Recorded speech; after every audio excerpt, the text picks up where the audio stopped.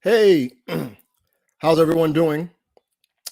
Welcome to the second week of Until It Works. And so, yeah, looking forward to it. Hopefully, oh, I forgot to enable the speech recognition in the chat. So, like I said, this is the second edition, second week of these ciphers for Until It Works. And yeah, so the first one went really well. I wasn't expecting anybody to even like really show up. So again, big thanks to everybody that came through. Thanks, Andre, for coming through and doing like a lightning talk for the web speech API. That was really cool. So, all right. So this week, a lot of cool stuff are happening.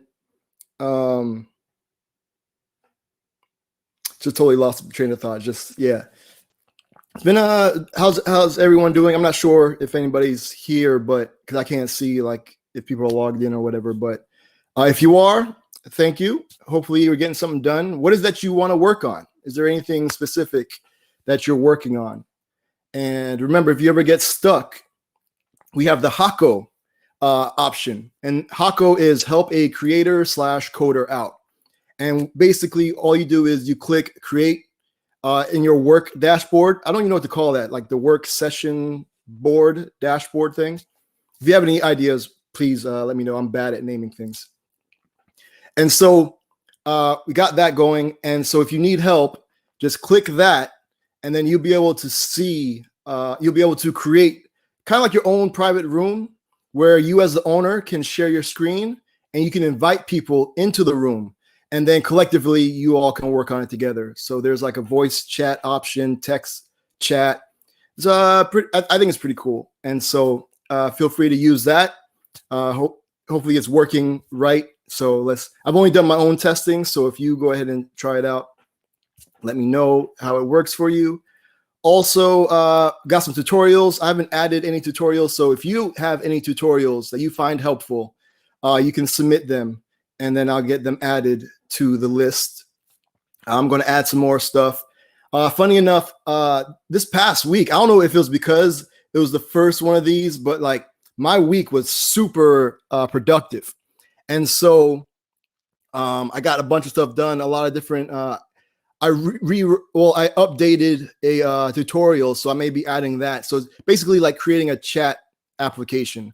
And so it's pretty cool. For people that may not know, I'm a JavaScript developer advocate at Vonage. And so you may be seeing things from stuff I work on. So, because always looking for feedback. So I'll be adding that stuff. So add your stuff, add my stuff. We'll get good feedback on everything. What else? So just really quickly, I kind of wanted to cover this. It's kind of like a PSA, public service announcement thing. Whereas a couple of days ago, I think it was, I was on Twitter.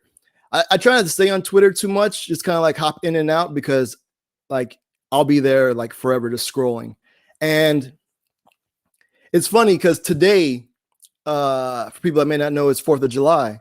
And Ku Klux Klan was trending on Twitter. So I'm glad I'm inside and we'll be doing some work because I don't know. That's wow. So with that being said, so Twitter, it looks as if I don't, again, I'm not too in depth on Twitter, especially like, I guess like tech Twitter as they call it, since I'm kind of like, well, no, I'm not new to it, but as far as like coding and following people on Twitter for that, mostly it's for like hip hop or randomness. So yeah, so this couple of days ago, I guess there was some Twitter accounts where I guess that have like a huge following and I guess some standing in like, I guess the coding Twitter community thing were I guess shown to be fake accounts. And hey, the way they like uncovered this was kind of amazing. It's on some Sherlock Holmes stuff. So I guess there was an inkling, like people had an idea that these things were fake, but then I guess I don't know. I guess it was argument back and forth. I'm not there for that.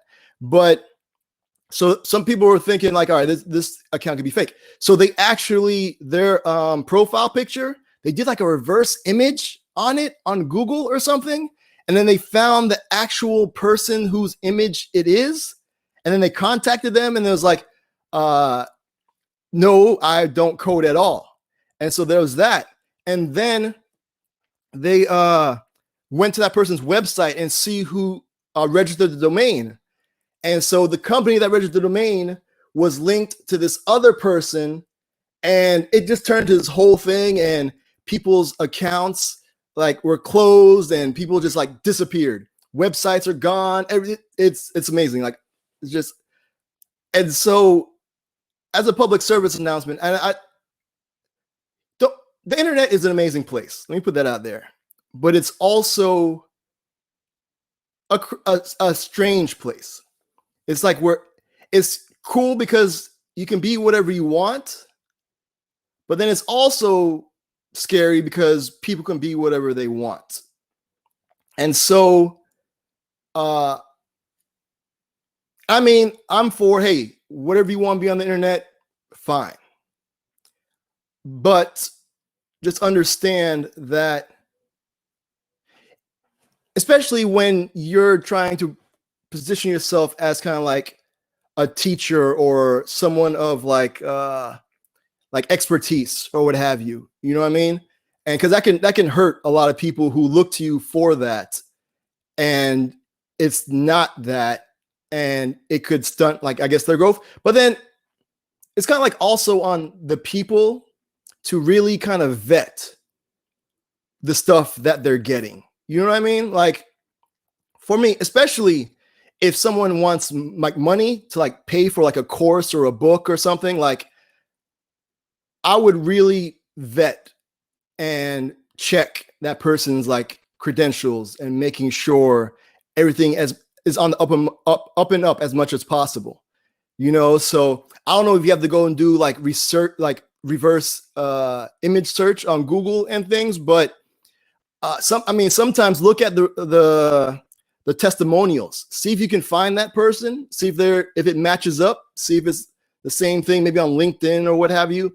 I don't know. It's rough, but just be careful out there. You know what I mean? And it's always been out there. It's always been a thing. But now, at least in my world, it seems like coding has really kind of come to the forefront. And so a lot of people are coming in to coding, which is amazing, from all sorts of different backgrounds, which is amazing because that just brings more diversity. And like the web can help, in technology will be able to encompass more people. You know what I'm saying? So that's amazing. But then with all the influx of new people, then there's going to be like the vultures who are just looking to prey on those people. And so just be careful. I guess if you see something, I guess, what is it? See something, say something. So if you see someone that's kind of like, looks kind of shady or what have you, just kind of, I don't know, I guess put it out there, and then maybe that person can defend themselves, I guess.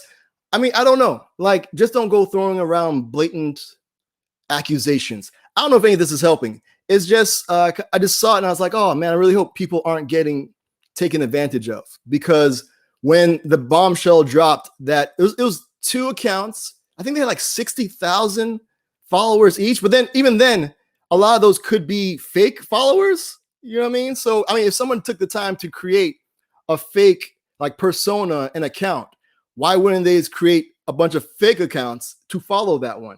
So numbers aren't always the thing to go by. I mean, I guess if they say they work for, like, for example, I work at Vonage, you know, and I do a bunch of blog posts at Vonage. Not so much now, but I'm getting back into it. And so I guess you could easily double check me and see like, oh, you can go to the Vonage blog and see if I've written stuff.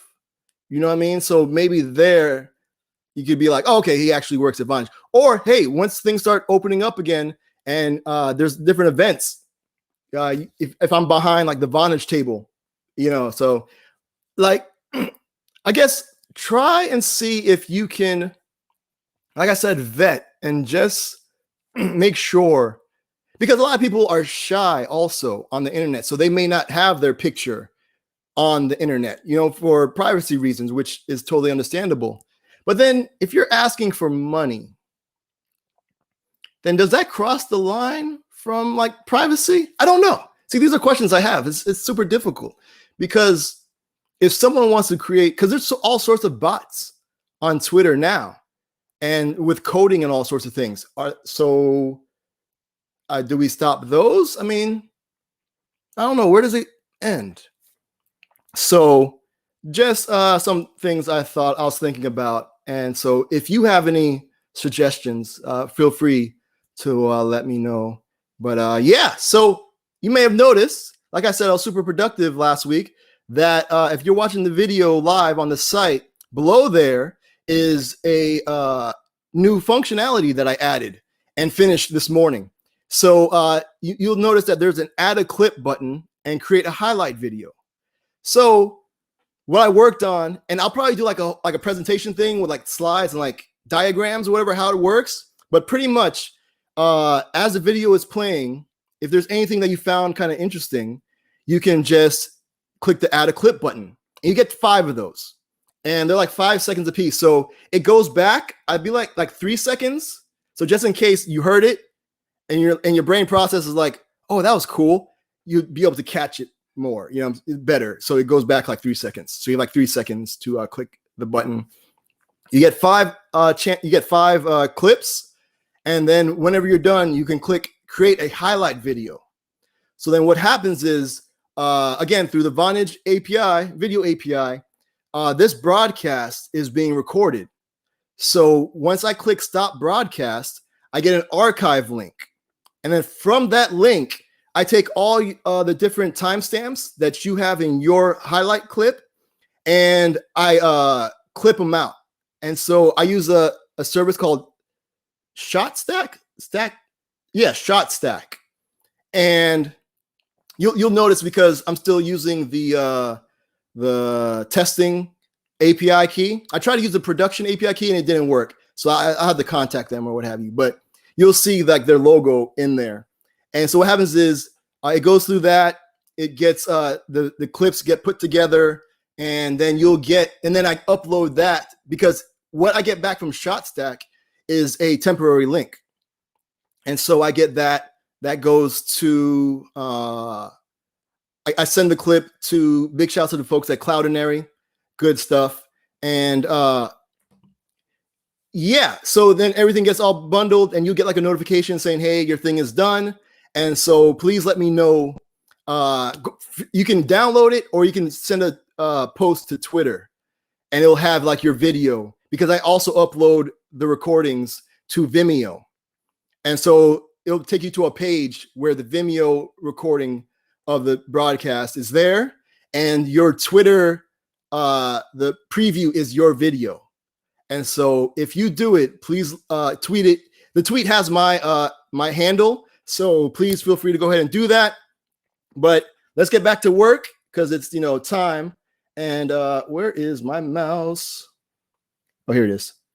All right, so let's get back to work. Thank you all once again. When we come back, I've got kind of interesting news about some stuff. And so it's kind of cool. So again, thanks for hanging out. We're going to be out of here. Let me start sharing this screen. Well, let me do. So we'll be back. The break sessions happen 15 minutes after the hour.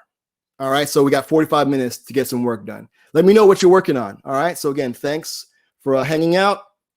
We're going to, let me do this. And then, yeah, I just want to say thank you all for hanging out. Yeah, this.